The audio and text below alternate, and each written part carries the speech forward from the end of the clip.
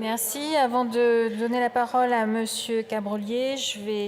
vous indique sur les amendements 248, 255 et 151, je suis saisie par le groupe Renaissance d'une demande de scrutin public que j'annonce dans l'enceinte de l'Assemblée nationale. Merci. Donc cet article permet trois choses. D'une part, d'attribuer 2 primes de partage de la valeur par année civile,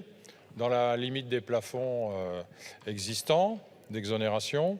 Et d'autre part, donne la possibilité aux salariés de placer tout ou partie de la prime perçue sur un PE ou un plan d'épargne retraite, afin d'inscrire cette PPV dans le champ de l'épargne salariale, à l'instar de ce qui se fait pour l'intéressement et la participation.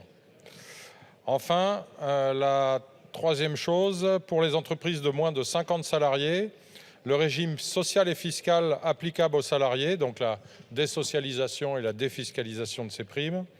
donc pour tous les salariés dont la rémunération est inférieure à 3 fois le SMIC, est donc prolongé jusqu'au 31 décembre 2026. Alors par contre, le critère de la taille de l'entreprise qui ferait que le même salarié qui touche une PPV, selon qu'il appartient à une entreprise de plus ou moins 50 salariés, se verrait ou pas exonéré de charges sociales et d'impôts sur le revenu, porte atteinte pour le Conseil d'État à l'égalité des salariés devant les charges publiques. Alors, même si on a vu dans les discussions depuis le début de ce texte que la prime de partage de la valeur se substitue en partie entre 15 et 40% aux augmentations de salaire,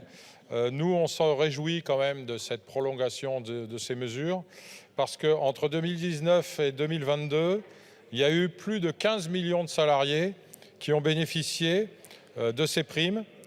et les entreprises de moins de 50 salariés, justement, versent en moyenne une prime, une PPV supérieure à ce qu'on peut observer dans les entreprises de plus de 50 salariés. Par contre, pour assurer la diffusion de la prime de partage de la valeur et la rendre plus attrayante dans les plus petites entreprises, on pense qu'il faut rendre éligible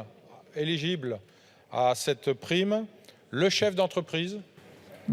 dont l'effectif est inférieur à 250 salariés, tout en plafonnant sa prime au montant maximal